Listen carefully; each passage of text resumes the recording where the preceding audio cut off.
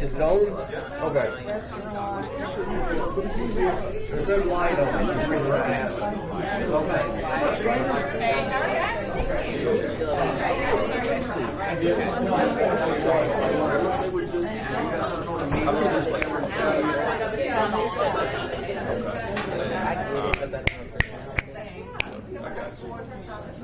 Look, we don't go just right.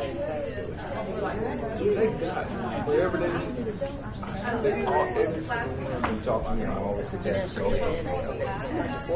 I sent her like her idea, her plan. She's like, I'm not risking doing something. So I want you to do everything.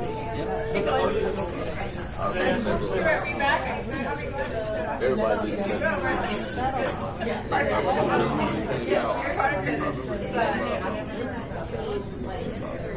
But I think the goal is to use everything. I can see that because it's got little modules. We don't have enough of it.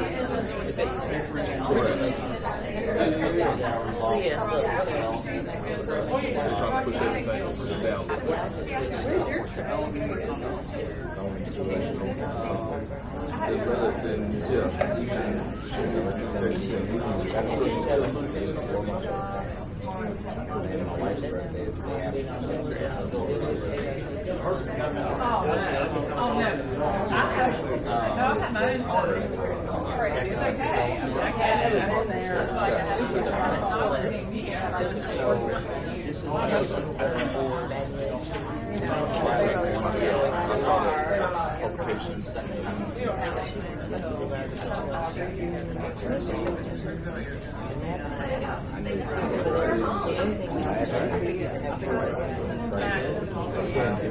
I was at the volleyball court today. I've been to a concert before. That was Wednesday night.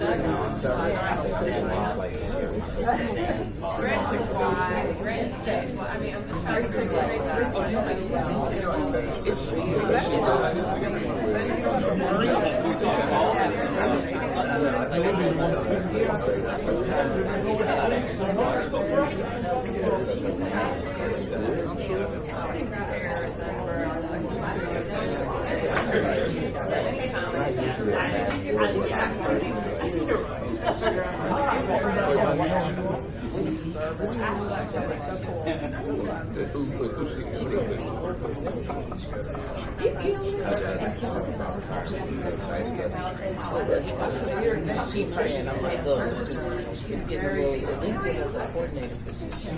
Let's get at least 500.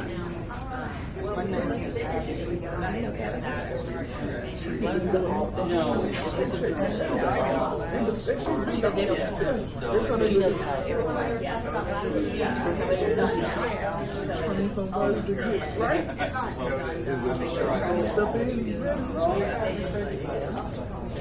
I have it in my desk drawer. well, it is. I mean, my wife's been playing for years. She's a huge supporter. She's involved. She's a huge supporter. She tried to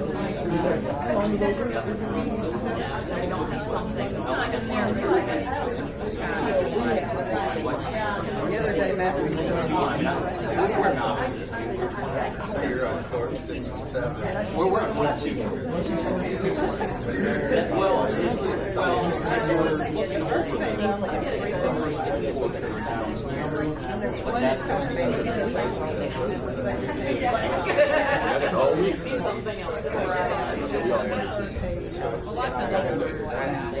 But it's been quiet. Y'all always look. Y'all almost quiet.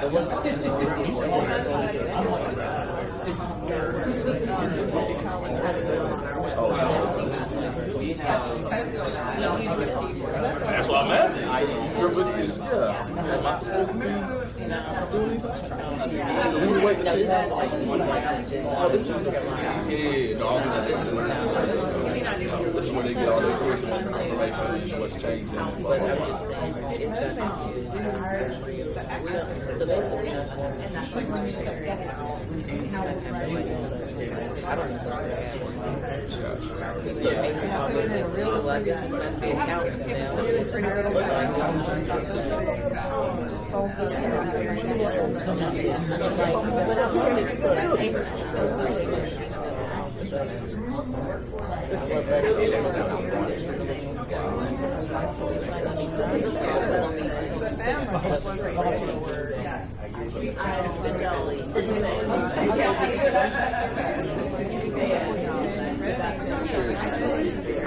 Everybody get started.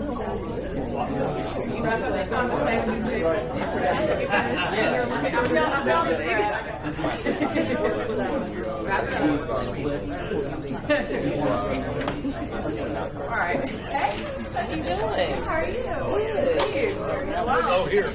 Well, look, we got our first get to it. We got our first How you get to doing? it. I'm great. I'm Brian Norris. Our first get to it. Oh, you did? Yeah, okay.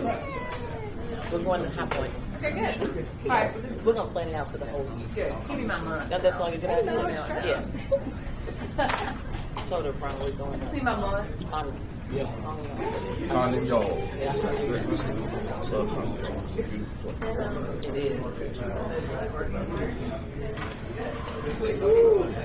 What's up? Yes, wonderful. Can't go wrong with a good competition. All right. Just want to welcome everybody to GuilfordWorks on behalf of the Guilford County Workforce Development Board, which is GuilfordWorks, and our Executive Director, Dr. Daniel Harrison.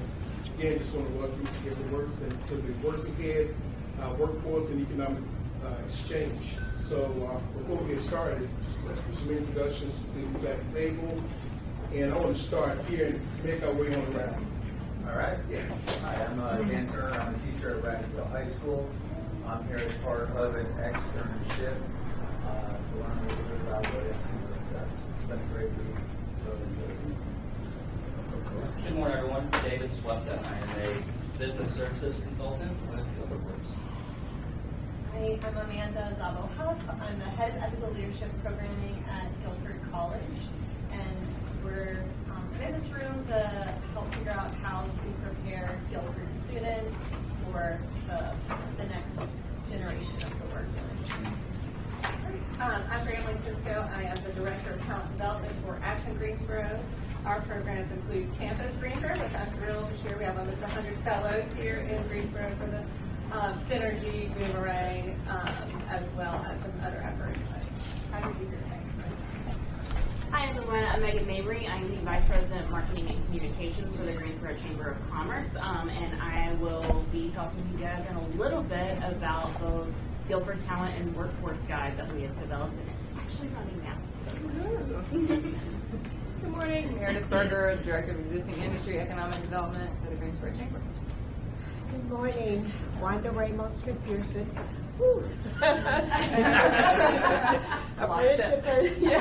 Apprenticeship and C Coordinator for the Piedmont Triad Region. Good morning, I am Sarita Brown. I am the Executive Assistant for Workforce Development. Hey, I'm Brian Norris, VP of Strategic Initiatives with Business High Point. Good morning, Kanika Lawson, Work-Based Learning Coordinator for GCS. Chris Huntley, Shift Ed, Manager of Primary School Programs with a CTE middle school focus, going into high school. And you've probably seen our Mobile Innovation Lab rolling out around. Lately, we finally got that on the road with several of our partners that we're doing STEM work and various things with. So excited to be here and further that pipeline. Good morning, everybody. My name is Dante Wade. I'm AVP of Workforce and Corporate Partnerships at Greensboro College. Good morning, I'm Suzanne Siddharth, and I'm the Director of Workforce Development at Greensboro College. Good morning, everybody. I'm Melissa Smith. I'm a Business Services Consultant and the Apprenticeship Coordinator here at GuilfordWorks. Good morning. My name is Eric Salgado. I'm the Business Services Manager with the Workforce Innovation Opportunities Act program here at Guilford College. Great morning, everybody. My name is Joyce Rice. I'm a business services consultant with GuilfordWorks on our business services team, and I do lead our incumbent worker training grant program, as well as specializing in furniture and healthcare. So nice to see everybody. Just a comment on marketing and communication with GuilfordWorks.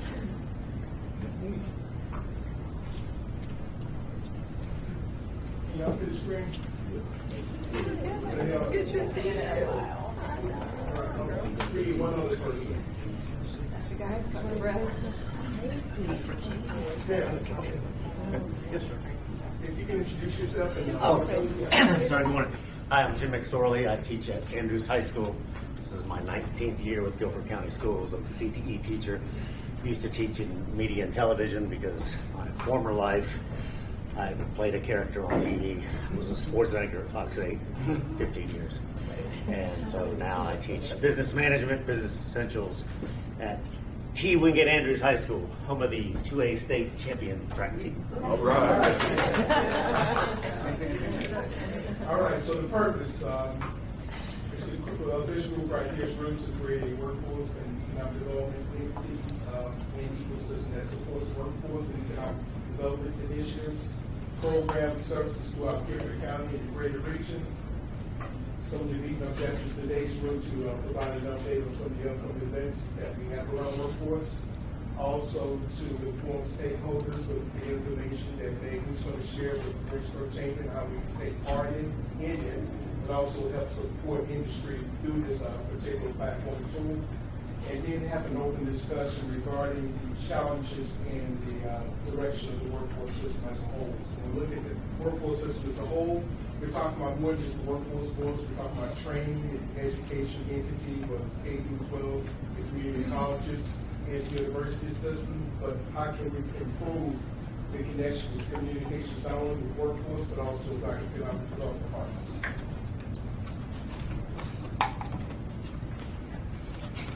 So last time we talked, North Carolina's been going through a realignment with the workforce boards.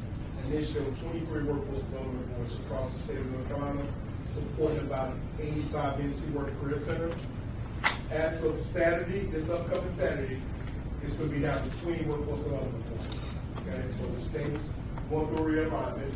The primary focus that we have here is really to focus on our youth services, so what we call the emerging workforce.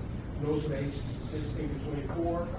We also have our adult dislocated worker programs, folks who may be underemployed or underemployed. And usually we're targeting folks who are employed part-times, but they're making less than 16 to 25. And then lastly, our business and industry services. So right now, our primary sector focus is advanced manufacturing, aviation, healthcare, transportation, logistics. Our funding is primarily federal funding through the Workforce Innovation Opportunity Act. And our goal is to, if we connect to about 74% of individuals who access our systems, to help them get employment, but also in collaborative efforts from our system, at least about 10% of businesses connected to us that those collaborative efforts, whether it's the Greensboro Chamber or education system.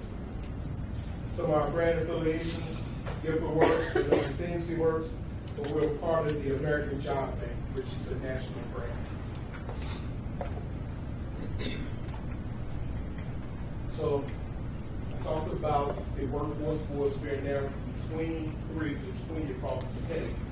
So right now, as of July 1st, there are 2 workforce boards in the tri-area.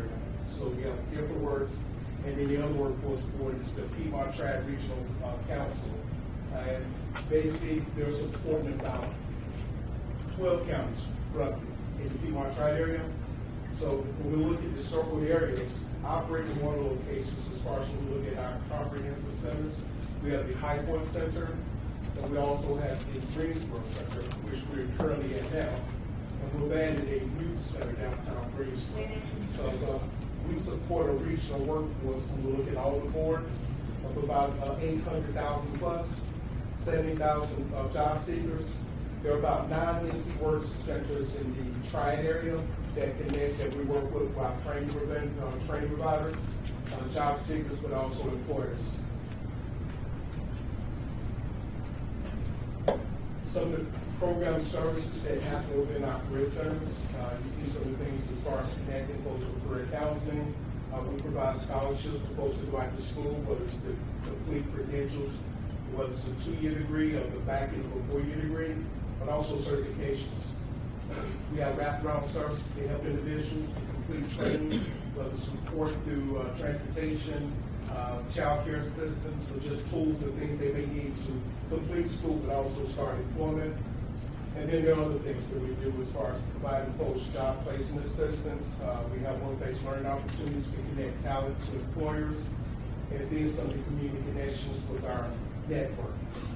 And then one other thing is, not least, but very important, is we work closely with our economic development teams to connect these industries to our community work career centers so they can connect talent to career opportunities.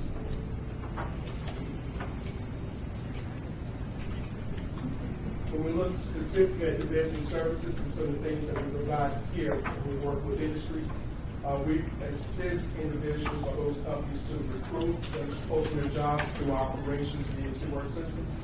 Also, job matching. We provide work-based learning grants, whether it's only job training that help companies offset their initial hires.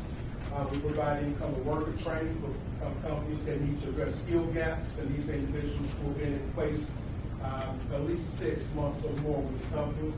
And then we also have an adult apprenticeship program, which will be discussed a little later. But we support hiring events. We provide field space for companies that they're new in town and they're still developing or renovating a building. We provide meeting space also. And then one of the most important things we provide is also the labor market information and data. So especially during COVID, there has been a challenge as far as wages. Wages have really increased from what it was prior to 2020 to where we are now. We're in the job seekers market. So companies are being very competitive to attract talent, so they want to know they're in the park, the game park, as far as what other companies are doing, so we can support wage analysis. We can provide demographics, and we can also provide some type of impact studies when we're looking at the concentration of talent related to careers and skills that individuals or companies are needing. And then we also provide workplace profiling opportunities for companies that need to create benchmarks. If they're going through retention issues or if they're trying to set some benchmarks for the new employment opportunities, these things will be done through the workplace assessment and the job profiles would help meet with those subject matter experts to create those benchmarks. And then last but not least is dislocation services.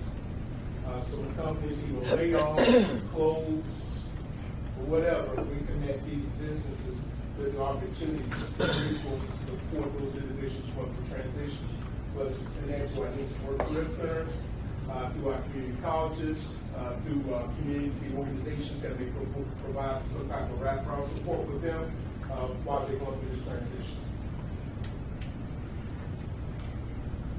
And this is just a quick picture of some of our resources. When we look at the centers, so we have the Greensboro Center, which we're located here now. In the center, we have our Michigan Emerging Workforce Center, which is downtown Greensboro at the point of Green and Washington. We have a comprehensive center in Greece, we have High Point. And then we have our mobile career center. So, that being said, I want to take a little deeper dive into some of the things that our business service team provides, but also some of the upcoming events. Invite yours to come and share some information on some upcoming events. This one is there, Dick? No, it's okay. I dressed for the occasion.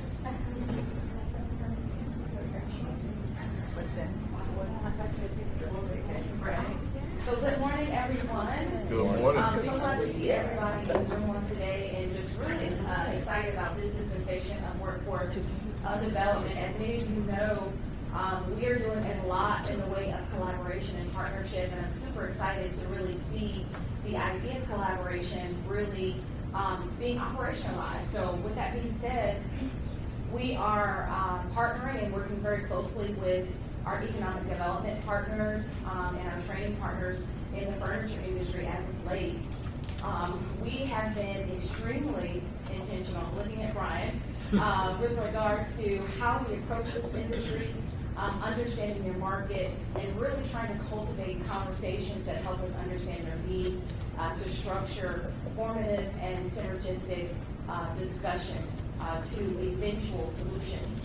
We have had our third engagement with them most recently a couple of weeks ago, and we've had 7 employers in the furniture market that are interested in opening their doors for upcoming tours. So we're looking at structuring that, bringing our community partners in to understand their jobs, their skills, and things that they need leading up to manufacturing week. So please look out for those updates.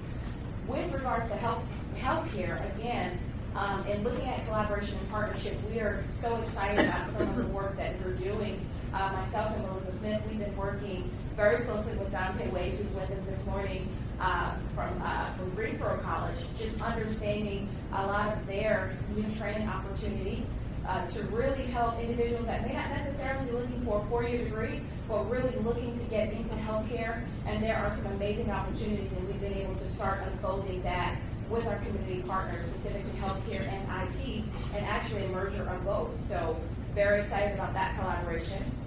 And that brings me to something that we're doing for the 3rd year, and I see Wanda back there.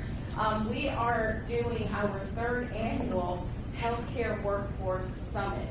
This is a collaborative engagement. It allows us to really hear from our subject matter experts and workforce professional practitioners to support employers in how might they tap into local resources and opportunities to effectively leverage their talent pipeline building efforts.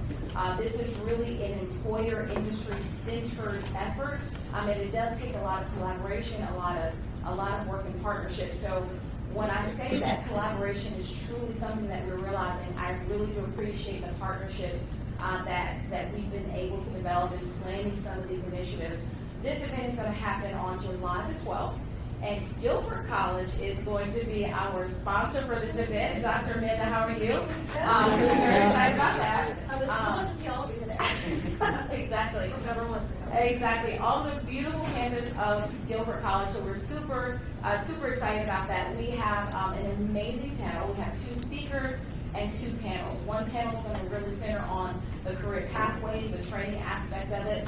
And then the other panel is going to really deal with how we can really strategically develop talent pipelines from the perspective of the employer. What are employers doing successfully that are growing their pipelines, sustaining a healthy workforce despite existing or non-existing barriers?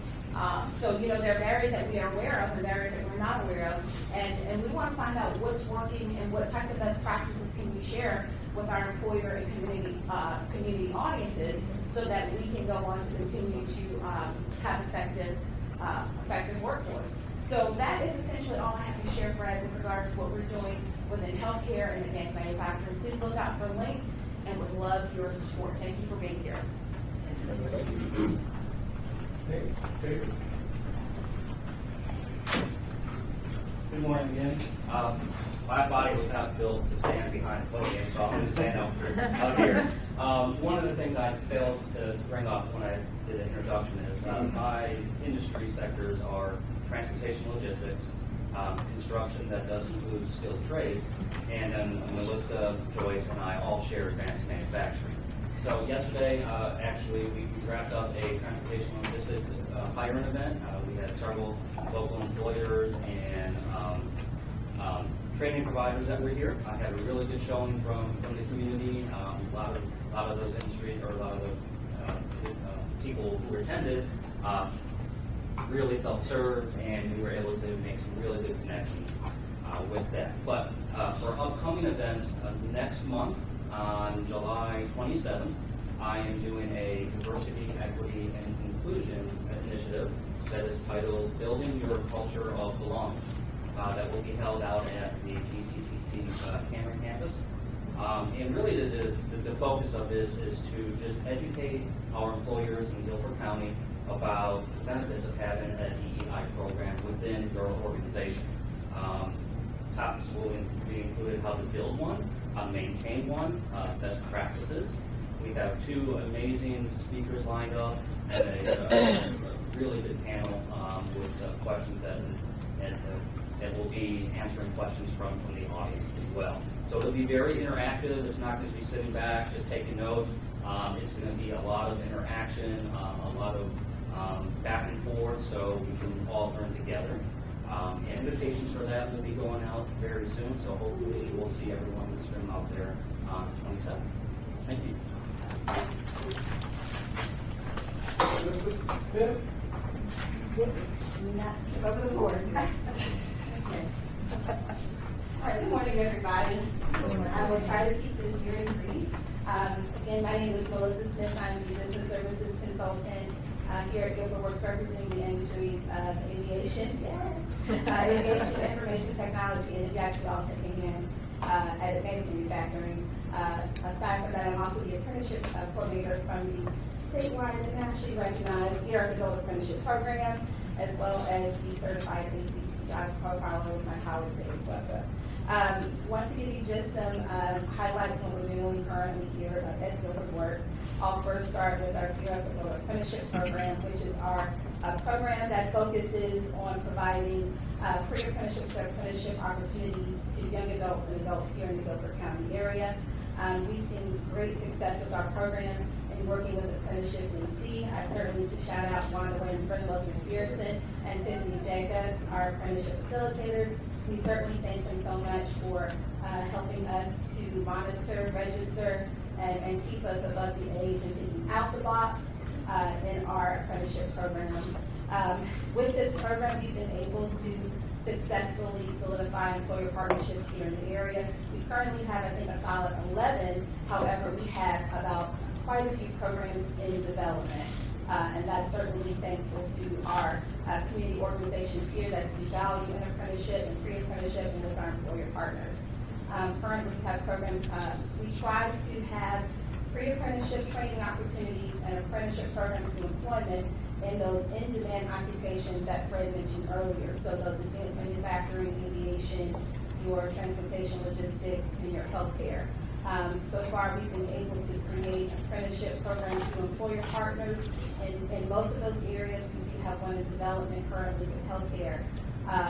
And we also like to tack on pre-apprenticeship programs to introduce young adults and adults into the training space through pre-apprenticeship opportunities. So we've been very, very successful with that. Additionally, we've been able to present on the national stage with our apprenticeship program, and I'm working with Apprenticeship NC through Workforce GPS. We were able to present a few months back on how to engage businesses through registered apprenticeships. And we've been able to highlight how our program is set up through working with the local workforce system, utilizing and grading our local funding, and creating those collaborative partnerships. In addition to that, I do want to highlight, I know Chris had talked about Shift Ed and our innovative mobile unit. We are really appreciative to be working with that through our partnership with the Forge Makerspace. We certainly see this as an opportunity to connect young adults to pre-apprenticeship or exposure into the skilled trades through that innovative space. So we're looking forward to the new program here and how we work better together through that partnership. I do want to talk a little bit about our Fresh Start Initiative. Fresh Start Initiative was our initiative here at GuilfordWorks that allowed us to create those training and employment opportunities to those populations that are underserved and underrepresented. With that, we identified those populations where we saw the most need. The first need was through our reentry population. So we had our Fresh Start Reentry Initiative that we were able to build in partnership through NC Works, in addition with Triad Goodwill, through Careers on the Outside, through the Guilford County Reentry Program, and the Adult Corrections Program here in the area. With that, we have seen great success. We've been able to not only educate employer partners and community-based organizations on the need of engaging with reentry through employer information sessions. We've been able to train our internal staff on our service delivery on how to properly work with or judicially impacted. We've been able to create career readiness training through having those trainings on site at our centers here in Greensboro and High Point for the reentry population, and then kicking off with tournaments and community resource fairs to place some employment opportunities. We're already seeing those results. Individuals from this population are being placed and not just jobs, but careers. We've been able to do that through this initiative. And we do want to celebrate that because of this great work and partnership, we've been able to recently be recognized to receive the 2023 Governor's Award for Innovative Partnerships from NC So we certainly want to celebrate that. In addition to the Fresh Start Initiative, we have our next pillar, which is through refugees and immigrants. That was our next area that we wanted to focus on. We've been able to model what we successfully saw through our reentry and do that with our refugees and immigrants, and we did the same thing. We internally trained our internal staff and community-based organizations, understanding what those challenges and barriers are, demystifying myths. We also then created those employer informations to get those employers at the table. We then created those career readiness training and working with our partners here in the area with our resettlement agencies to have interpreters on site, and we were able to provide career readiness training for 40 refugees and immigrants. From there, we did host our hiring event about 2 weeks ago here at the Simpkins Recreation Center, where we had close to, I think, 20 employers and community-based organizations to support our refugee and immigrant population. So we're certainly on the move on providing opportunities for those populations that might not be able to get these types of employment and training opportunities otherwise. And we are grateful for those partnerships. And looking into the new program here, we want to grow and expand. So through this conversation here today, if you see that you want to be a part of those conversations, we want you there. We want to thank you for the opportunity to share, and we look forward to making this continued impact here in Guilford County. Melissa, we have a slated dates for the next round of those events? I'd like to be part of that. Thank you. Okay. Yep. And real quickly, I was going to ask as well, all of the dates that you all have put out, which are wonderful, and I'm writing down and trying to put the places down, but can that get thrown out there after this meeting as well at some point? Absolutely. All right, so a lot of good information, and it's more to come. So I think with this group and some of the things that we can do in partnership and collaboration, it's a way for us to really tackle some of the concerns and workforce issues that face our region, but also hopefully we can build some better practices as we grow as a team, and also work with our industry and those educational partners. So that being said, I want to bring the VP of Marketing Communication up, Megan Mabry, and she's going to share some information about some of the things, some resources for employers, but she needs our input to help support industry. So that being said, I'm going to stay over here because this is a very static slide just so you guys see what it looks like. I also am not offended if you get on our website and your phone while I am talking because I want you to see the site. I think it was February, Deborah Hooper and on my team and Allison Amos with Honestly came in to talk to you guys about the Guilford Talent and Workforce Guide. So we soft launched it at the beginning of May and officially launched it at the end of May at Action Greensboro's Talent and Workplace Survey Results Breakfast. We have about 70-ish individual resources that are on the guide right now. You can find it at greensboro.org/workforce. On our site, and I am not sure of the URL on yours yet. Website yet, I think I can't. I know y'all are still in We're in the process. rebranding. So. We were very excited to get it up. I will let you guys know that in the first, this is basically 2 months. Series are in the first 2 months that we have been up, we are sitting at about 1,200 views of it, which I know is low for a lot of people's websites. However, people are spending about 3 to 5 minutes on it, which is what we want. I want quality people that are on there digging around, seeing what the resources are. When we went through most of our research, you'll see once you get on there, it is divided in 3 basic categories: finding people, keeping people, or you can search by your industry. So all of these resources that are on there have multiple tags on there. I'd say like for GuilfordWorks, some of the stuff that you guys do, you do employer wage surveys specifically for aviation. We have a card on there that if you click on aviation, it says wage survey at the top of it, and it clicks directly to that portion of your website that has that on there. So there's a lot of those things on there. And on the left-hand side of this site, you can see it up here. There's one thing I put up here. The button over there that says "Let us know." That goes specifically to a form that either you can update a listing, and so if you see something on there that is not exactly the way that you would say it, or you have a new person that would be receiving that information, you can update a listing. You can also put a new listing on the site there. It comes into the back end. We go through all of it and get it up there. But that is a form that stays up there continuously. And the second piece of this is that we have partnered with Business High Point, and this same guide will be on their site as well. So it really truly is a Guilford County one. And when all of those things come in, they auto-populate on both of our sites, which is a very exciting part. So it is employer-facing. We are really hoping to get a lot of more resources on here. We've been talking it up. A lot of people are interested in things, not just finding new employees, but also team building activities, volunteer activities, things like that are also the things that a lot of our employers are interested in. So we're hoping 70 was a good start. I won't probably by the end of the year, I'd really like double that because I know the resources are out there.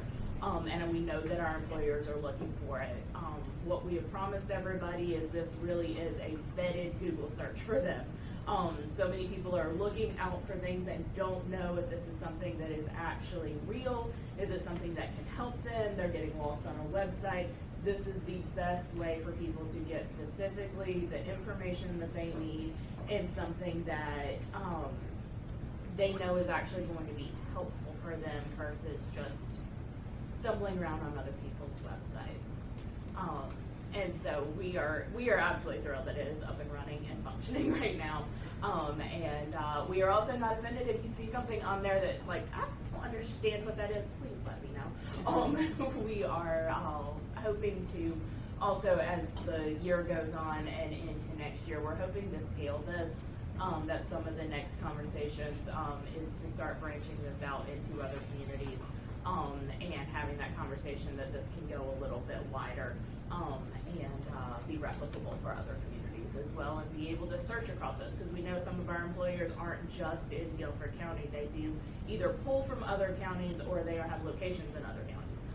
So that's going to be the next round of this, looking for some funding for that to be able to start replicating it and making it go wider. Awesome. That's mostly my spiel. If anyone has any questions, I am happy to take them. Yes. Love this site. I did log on while we were speaking respectfully. As far as job fairs and sharing that type of information, would Lee just kind of shoot you all some like monthly updates in terms of what we have coming in the pipeline, or how can we make sure our hiring events would be shared on this platform? So we have done it where it's not fully event-based. So in terms of our main audience for this is employers. Okay. So I think that probably the best way, if you can work through some language of figuring out if an employer is, because we have a tag on there for job fairs. What is the best way if I am an employer saying, okay, I need to do a whole bunch of hiring, how do I actually do a job fair? Who is that person at GuilfordWorks that I talk to get into one of those job fairs? So that's more of where the audience that we're looking at for this is employer-based versus employee. Y'all's calendar is wonderful for the employee side.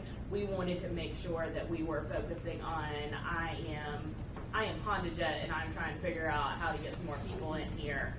How do I go from that direction? And on our business side, we help employers leverage their hiring needs. So we certainly would love to support that when they're looking.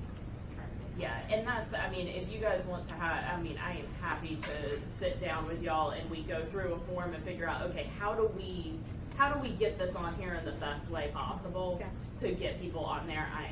I'm happy to do that. Oh yeah. because as you can see, we have our targeted industry sectors, which they're all built around our key industries for this region. So we would love to include employers that fit that, just to support their higher needs, and then also employees. So that would be great. Yeah. Would love to meet you guys. Any other questions? I think Eric and I were just kind of chatting and having that conversation with you directly, maybe talking about if there's an interest in on-the-job training or apprenticeship opportunities, being able to connect them back to GuilfordWorks. So we would like to explore that conversation.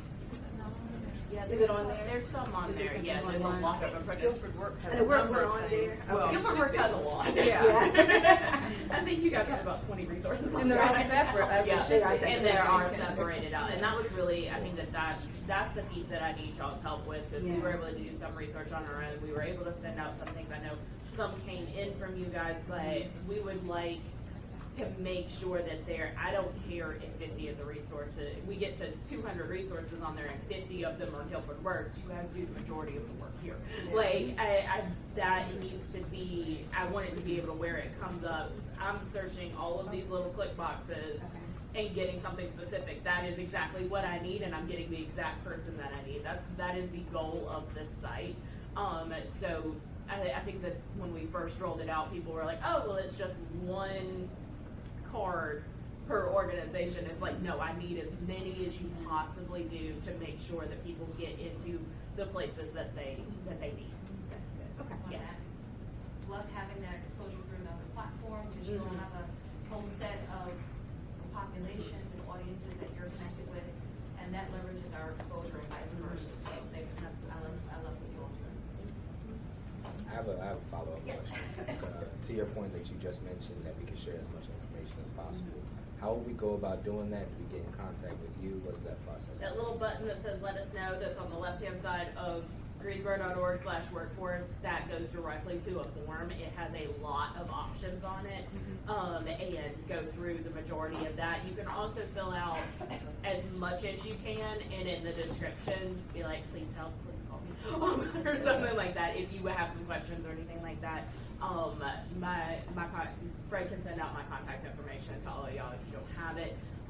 But we're happy to work through exactly how to get everybody on there in the way that they need. Perfect. Thank you so much. Of course. I have a question. So how are you marketing the URL? We work with various employers in our region. This is not specific to Guilford County, right? Okay, so I'm just curious how you're doing. Yeah, so the main thing that we are doing it through now is through like our manufacturing supply chain councils, through our chamber membership. It'll be the same thing that goes out once the site is on a Business High Point site as well. That's our main functionality right now, is sending out directly to our memberships, because we have a lot of large employers through that. And so that's our main focus right now as we continue to develop and get all of the resources on there. Probably starting towards the end of this year and into 2024, it will be a concerted external marketing effort for this once we actually start getting the full amount of resources on there. Yeah. I would say we encourage you, even though I have a large contact list in a number of industries that I've blasted this out to and said, check this out. But I also think like the whole GuilfordWorks team has excellent, some very duplicate contacts, but they need to see it again because they might have missed my email. But they're gonna see Melissa's and be like, I gotta see what she's got for me. You know, even go on GTCC, anybody who wants to share that out for Guilford, I think. As many times as they see it, Well, because I do know that Apprenticeship North Carolina, we're working on upgrading our website as well and creating like an interactive map. And as part of that, maybe we can get our communications person so that that's a resource for this region.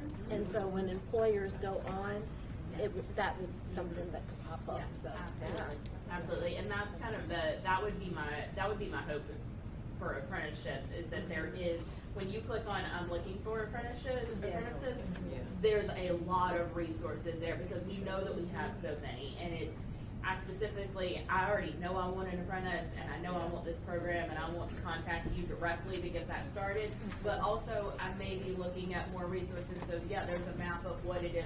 Like there can be multiple things on there that have different directions on there.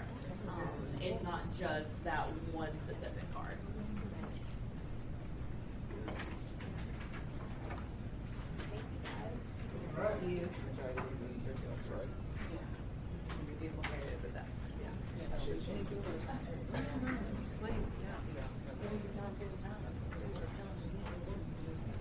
All right, so some good dialogue, good feedback and information. So last time we left, we was going through a series of questions to see how we could work on enhancing the workforce system. First slide. So the first question, we kind of did these open discussions. So first we had the top issues, really what are the top issues for the public workforce system and what should be addressed in a new, inclusive, futuristic system. These are some of the development topics that came up. So one of the things we mentioned is equity, the accessibility. Also, we talked about the awareness and outreach, ecosystem, small business, and so forth. Are there other things outside these talking points that you see in a future workforce system? And again, we're looking broader than just the workforce world. We're looking at education, universities, K-12, and all those entities.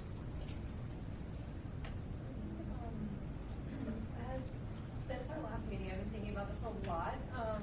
As far as like college students, and I don't know if the other colleges represented here have a similar experience, but students coming out of high school seem to have less like critical thinking capacity, less executive function ability to work independently. I'm seeing a lot of nods. Maybe some of the high school teachers here also experience that at that level. And so when I'm thinking about a workforce that's going to have to shift multiple times, be very dynamic, the rapid pace of technological change, it seems like the skills that our students need the most are those that are broad and systemic analysis, ability to interpret from limited data, ability to make decisions and team up with others to empathize with what's coming down the line and to project. And so that's like, those skills are getting less and less common. But I know that at least at Guilford College, like that is what we are trying to instill through like a liberal arts education. And it seems like there's often a mismatch in what employers are looking for. They say that they want these, they say that they want critical thinkers, they want people that can make good decisions and problem solve, but they might not always be looking for a liberal arts graduate in some of that role. And I'm sure at Bennett and Greensboro College, your graduates have the same capacities that, like, even if you get a few of them, like, sure, like, the technical degrees are doing an amazing job. There's no shade at all on apprenticeships or those that go through job-ready tracks. But I think encouraging businesses to integrate some of that liberal arts education can help those who haven't gone through liberal arts education get integrated and help identify opportunities and limit risks. Because as a whole ecosystem, it seems like our industries are going to need that broad understanding of how to pivot constantly. And I know that our graduates are doing that. And at the same time, they don't seem like they're as pursued by employers for that education that has been more broad-based. And it seems like there's a hiccup between the skills that they're looking to hire immediately after graduation and the skills that we have poured into our students for years. Because that critical thinking is hard-won in a student. But it's very easy for employer partnerships to say, oh, we need you to learn this like Epic or this like technology or these technical skills. Like, so I think seeing better ways for us to partner with those hard skills that need to get our students into those industries, but then building that understanding. And I just talked for a long time, but there you go. Yeah, no problem. Anyone else want to add to that? Dr. Amanda, I just want to say that, you know, when we talk to employers, one of the things that resonates with a lot of our employers, regardless of the technical component, is the soft skill, the emotional intelligence, the ability to know how to build relationships. Yes. And that is sometimes not really a skill, but in your liberal arts spaces,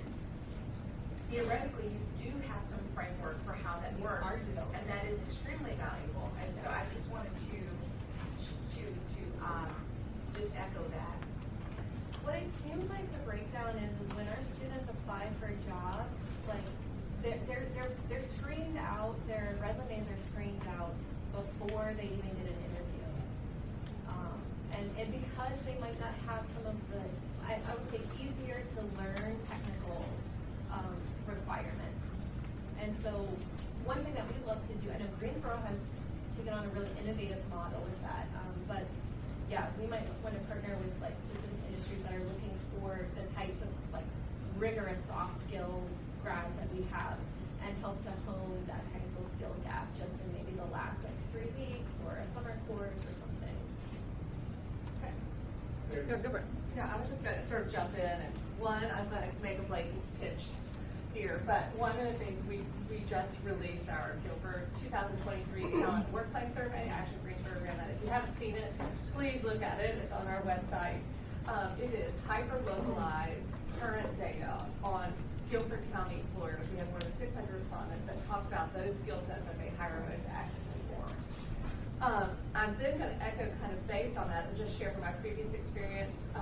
So my background is in corporate relations at a university before I came to Action Greensboro. So I call this, I think this is an ongoing challenge for many, many folks, but I call it lost in translation.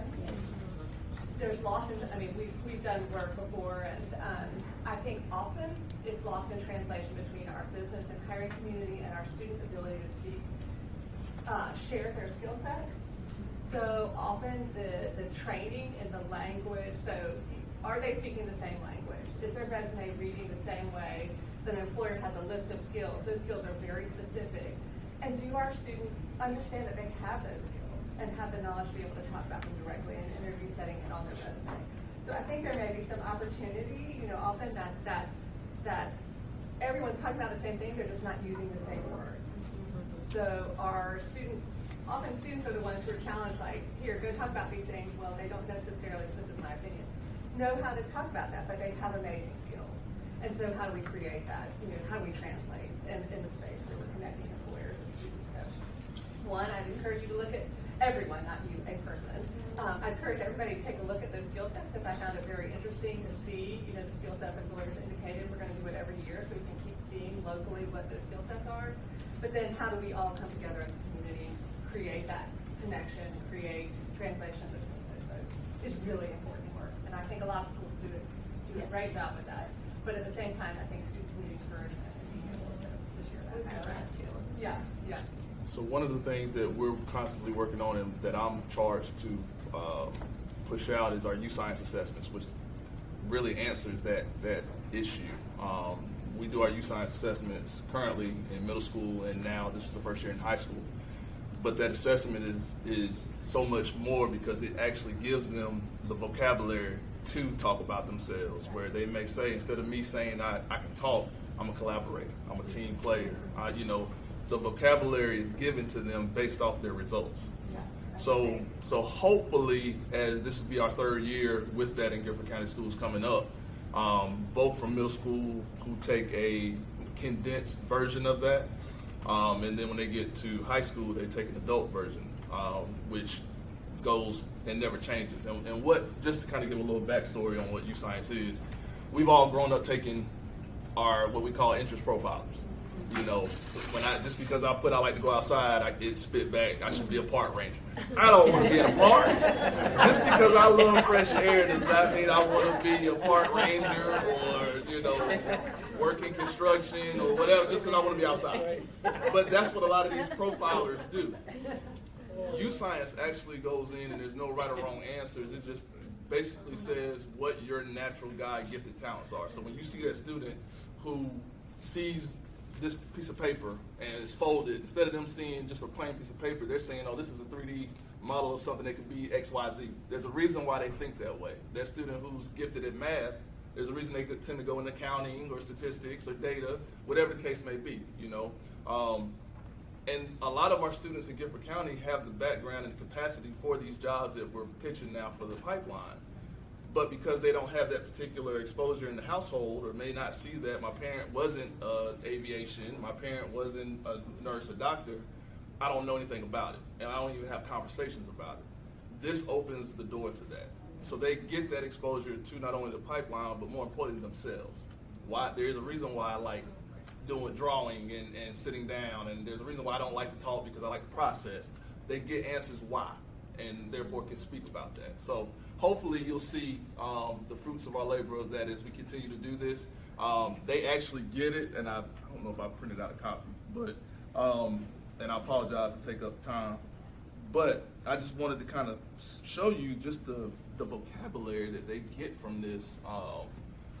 And everybody can take, you know, when we do our, some of us have taken it, others have not, but the information that it gives the student, for that student who, when you say, tell me about yourself, and it's like, it's hard.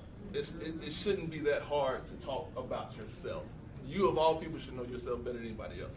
But our students struggle with that. This helps them with that and gives them the information to speak about it. So hopefully that answers that. And you're doing it at high school level? High school level as well, so middle school and high school. Public school students? Say that again? With all public school students? Correct. Guilford County Schools is where we're doing that at all middle schools and high schools. I'll probably ask you how I can get that. Sure, absolutely. What is it If I called? could piggyback, Yeah. if I could piggyback off of Chris with, Yeah. What is it? Say that again. We got some folk that can speak to it. I am a CTE teacher, and we were asked to do that. And at first, it was just another thing that we had to do. I will say that I did it personally myself. It's very accurate. In my top 10 career choices, teacher at either high school level or at collegiate level, and it picks up nuances. You have a hard time understanding how it gets there because because all the 11 questions. tasks, and those tasks are very diverse. Three-dimensional thinking was one that I had a lot of challenges with. Folded paper, what's it going to look like if we unfold it? If we make a cut here, I'm like, okay. But the students that did it they truthfully felt like it was very accurate. It gave them a lot of information. It doesn't just list 10 careers, it lists 1,000 careers, and it says, okay, you're geared towards success in these 100 careers, and in these 100, you have aptitudes that would take you in that direction. And based on your interests, these are things you're interested in, but maybe you don't have the aptitude for. Right. I really like it because it provides options for our students. It takes some students a long time to complete, takes some students a couple hours. But we had a lot of fun with it. I made it a graded assignment, so they had to do Awesome. it. Awesome. But yeah, no, I think it's a great tool, not just for kids. I think it would be a great tool. Absolutely. What is the name again? U Science. You U Science. Y-O-U Science. Yep, U Science. Can you share with Fred or somebody else? I sure can. Yeah, absolutely. It might be good for businesses to take that to give their perspective on the other ones. And just to kind of to sum it up and conclude it, for example, as Coach said, I got back teacher, as you know, and various things but things that I didn't even think about growing up, like a physical therapist, because I had that natural empathy. I would have never thought that I could be a physical therapist in 7th, 8th grade. Would have never crossed my mind. Never knew anybody who was a physical therapist. Broadcast analyst, as y'all probably, I talk. So all these things that naturally I'm good at doing, there are careers for that, but if you don't know about them or even see them or exposed to them, it'll never be on your radar. But I mean, these are things that you kind of miss out on as we go through high school or middle school if we don't see those images in front of us or hear about them. So that's what we're trying to expose our students to.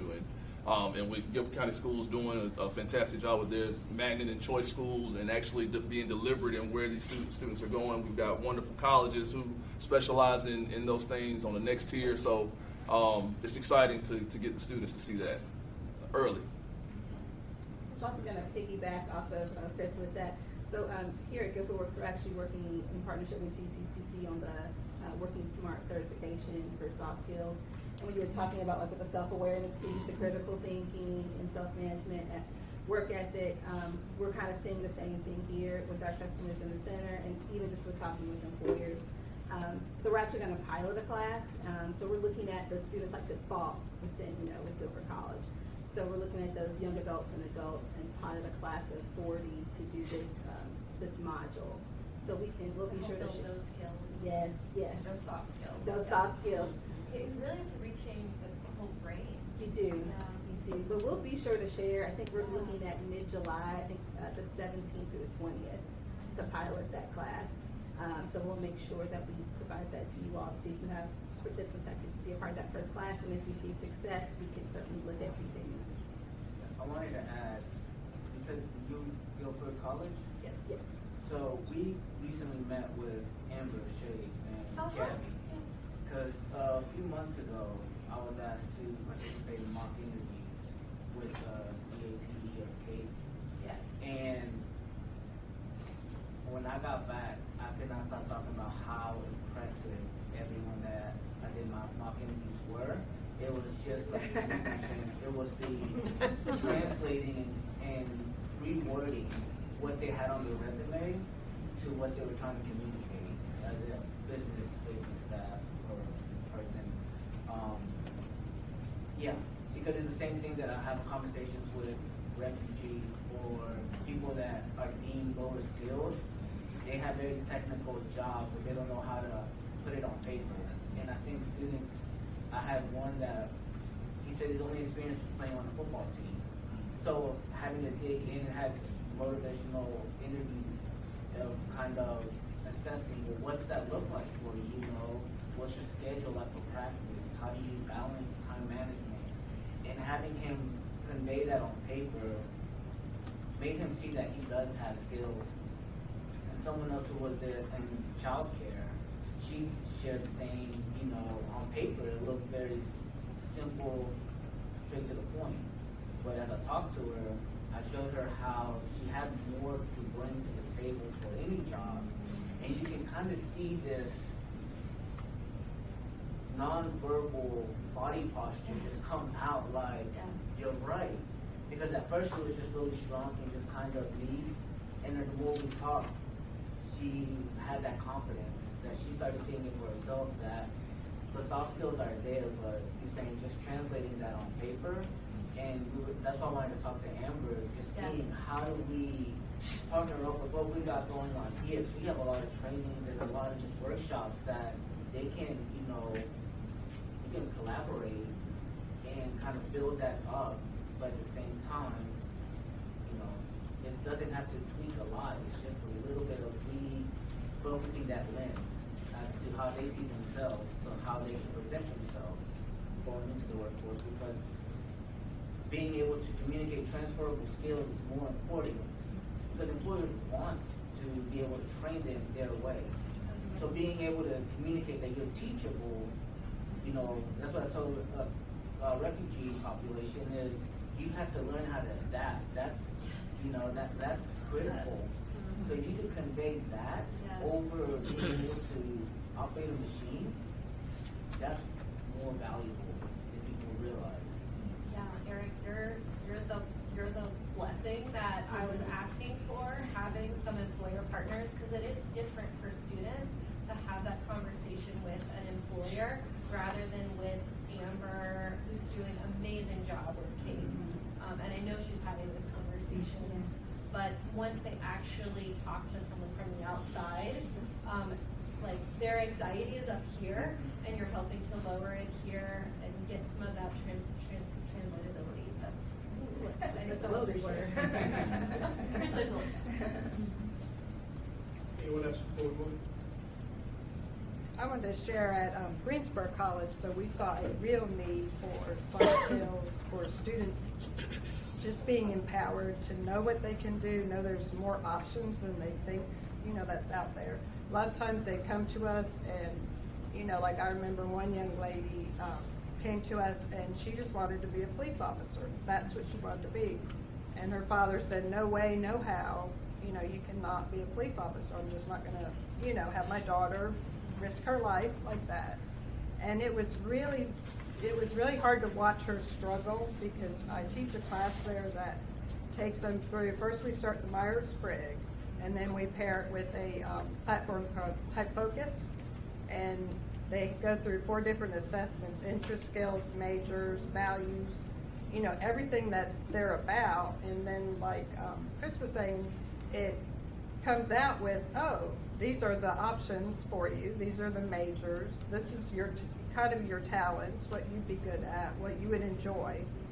And it's amazing how, like, mid-semester they just open up like, oh my gosh, I never thought that I could do this, but I always loved doing that as a hobby, or doing that, or, you know, watching TV and when the crime show comes on, or the interior decorating, or whatever it is. And it's amazing. From the first day of class, they come in, because it's a mandatory class, it's sophomore year, and they come in so mad because it's mandatory. Here's this goofy professor up there, myself, which is saying, okay, we're going to do icebreakers, we're going to have fun, this is so exciting. And by the end of the class, they come up and they're like, thank you so much, because you have really opened my eyes to other things and possibilities. So, you know, and this is a class the career director designed and came up with, but it's just interactive, and it just opens up minds. And by the end, they just want to do more and learn more, and they feel more directed. Thank you so much for sharing that. Oh yeah, it's a great course, and I can kind of run you through it a little bit more and show you the platform and things. That's fun too. All right, so good discussion. So the assessment piece, getting a feel for what folks are interested and those things, looking at soft skills and being able to speak the same language as English is really important. I think one of the things that we can look at is as a group, invite those industry leaders to come in as we share information about our programs, hear them out, what their needs are, and kind of build with them and have that discussion. Okay. So this is where we left off like the last time. So we talked about the region's greatest challenges as far as the underserved populations, communities into highway shops, and what are the potential solutions. So some of the things that were expressed was awareness, getting awareness out for some of these opportunities, whether it's educational or career opportunities. Accessibility kept coming up, whether it's transportation and things of that nature, even internet and infrastructure, those kind of things. And then the outreach. How do we reach them? What else needs to be added if we're missing anything? I would say upskilling. Upskilling? Yep. And the reason I say upskilling is because once they have the awareness and you reach out to them, they need to have the necessary tools in order to succeed once they get there. Anyone else? Opportunity. I think if I come there, or if I get past the accessibility, the outreach, and I get upfitted, am I going to see a result? What's my result? Like I guess, for lack of a better word, hope. I think a lot of times when we look at various things, so it's very different going into a situation feeling like I've got a pretty good shot at achieving something versus I'm doing this to maybe get something right. So what do I see an actual end goal where if I go to some of these particular trainings or outreaches, can I, am I shaking hand with an employer? Am I getting direct feedback from that employer that, hey, if I'm not a good fit, how can I be? Or where do is there something that's coming that you see that I can do? That would be, I think, huge for some of those who are struggling in that situation. So it's real, it's really real. So right. We got Toyota behind us right here. Yep. Folks don't know yet. Correct. They're building and renovating a testing assessment center. Mm-hmm. And they hear the things and the testing that's taking place here, but it's still not real to folks yet. So. Right. And they're doing a fantastic, and please relay to them, we talked about Boom and Toyota, when we first started this, they have really been proactive in being out and about. So please tell them that we see them and very appreciative of their efforts. And then after we get them there, how do we keep them there? What are we going to do to help them stay there? Just maybe some type of mentoring, something. I feel like it goes back to David's initiative with DEI, building a culture of belonging. Yeah. Because I feel like I experienced it. Like, there's a lot of times I walk into rooms and didn't feel like I belonged. Yeah. And as soon as I struggled, it Shut down. reinforced Yeah. this isn't for me. The And being fear. able to identify, like, you know, how can we help, and or how can we support whatever's next for you. I think offering up testimonials, because I do a lot of, communication with folks getting into the certification programs that I manage at the college. And until I really put them in contact with a student that's gone through, gotten a job, gotten a high-paying job, like the business analytics program we have, it's incredible. I mean, recent college grads are making twice the amount of money I make. And they're 20 years old. So, but I don't have the skill to be a business analyst, obviously. But that when I get a testimonial and put those two people together, that's when sparks fly, and they're like, "Oh, I can do this. I know I can do this." Because people think they can't. They're not empowered. They're not given a choice or an option. Or see people like them. Oh, exactly. There's so many times, and women are, they're business analytics, like really. But until they see another woman doing that or another person that looks like them doing that, they don't believe it. So it's going back to say if it's real. Exactly, real. Yes. Yeah. Just continuing to educate employers on ways to connect with underserved populations and communities, and make it more commonplace for them to reach out and feel comfortable, and best practices that they can use to make those successful matches with those potential employees. Anything else before we move? Just wanted to add, Brandon, so many great opportunities, but apprenticeship programs is another opportunity for the underserved, and like Meredith said, being able to educate communities and employers. But there's the earn while you learn, opportunities. So just putting it out there. And I was going to just say that when I think of the term high wage, I think of that being synonymous with like high skill or highly trained. So I know there's got to be some correlation between, the training piece and the high wage piece. So I don't know if we could have one without the other. I was going to share another, Fred, with the challenges, on awareness of supportive services, because we always like to share we want to place these individuals in these high-wage employment opportunities, but we can't keep them because of some sort of a barrier that could hinder them from being successful on the job. So having that understanding or knowledge of those supportive services that are out there to support them while they're in their employment or training opportunities. And I'm just going to plug our Fresh Fresh Start hire. Communication. A lot of employers or industries don't have bilingual staff to facilitate supervision or management in higher levels, that it doesn't feel like a welcoming environment.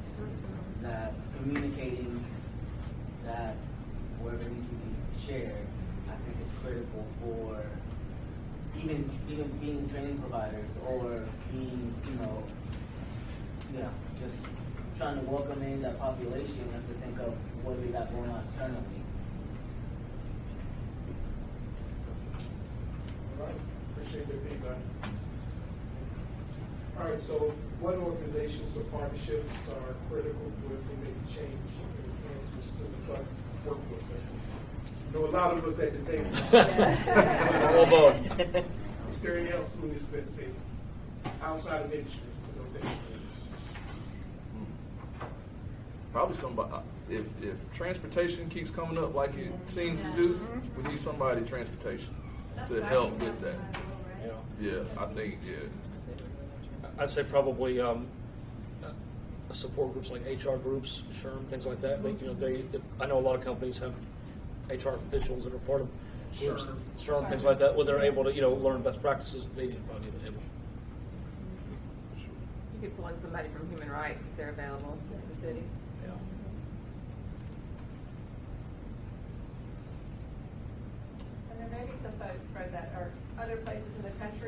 are we aware of people who are doing amazing work? You know, like if you're outstanding organizations, I think it's really successful. Can we tag their resources and ask them to come and share with us, you know, what's really successful? Drawing from other success stories. As far as including refugees, the relocation industries like Church World Services, African Services Coalition, there might be a few other smaller ones. Yeah. Yeah, any of those resettlement agencies here in the area.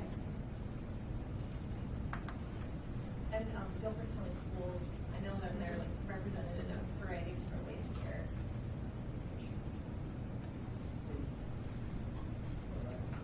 Oh, and childcare. Childcare. And I mean, and you got to be specific with that because I don't know.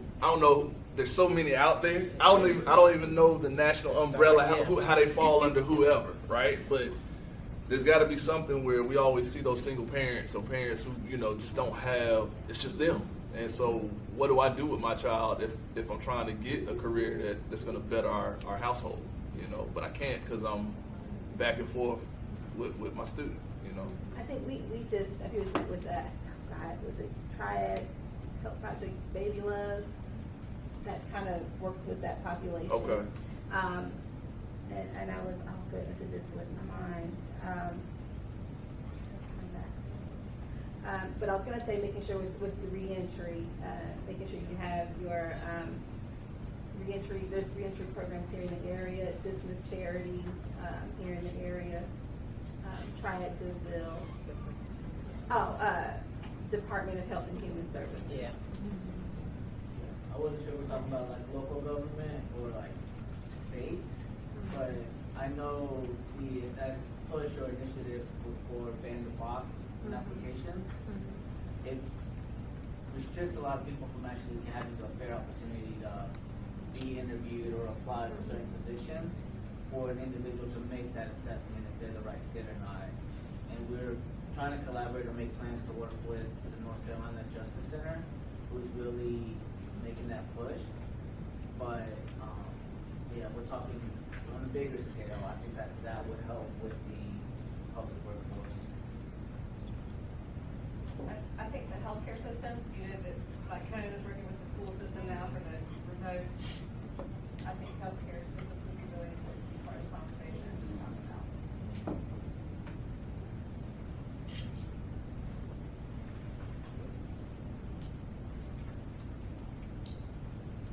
So I'm going to leave us with this question. What are the program services and tools by the local workforce boards do you feel are most valuable and in need of additional focus? Think about this. One of the things that's going to take place is a survey. Tim has been real instrumental in getting information out to contacts around the region and things of that nature. Tim, if you can share what that looks like on their end so they won't think it's spam. Fred just mentioned, we've noticed that several of you, or some of you at least, are not getting our emails because your email system, either your personal email and or your internal systems are kicking those emails back. And we would ask that if you do everything possible to whitelist our email address is info@guilfordworks.org, and that will hopefully allow us to get more messages, such as things about this meeting, but our newsletter and so forth. And if you are subscribed to our newsletter, please do so. But there are, like I say, we're just noticing that some of you, like I say, are not receiving our email, and we would love for you to continue to do that. So thank you. And so, looking at next steps, one of the things we're going to do is really, if we go back and take a deeper dive into the questions, and for those that had a chance to answer that survey, please go ahead and dive into it. We want to prioritize some of the discussion we had. It's all important, but where can we tackle taking baby bites? And kind of move there, but also just look at ways that we can enhance what we're doing here. I think one of the big pieces from communication discussions, get industry leaders at the table so we hear what they have to say and so we can speak the same language and connect these resources. So we're going to be getting next quarter. Dr. Dudley is offering to host us at his facility.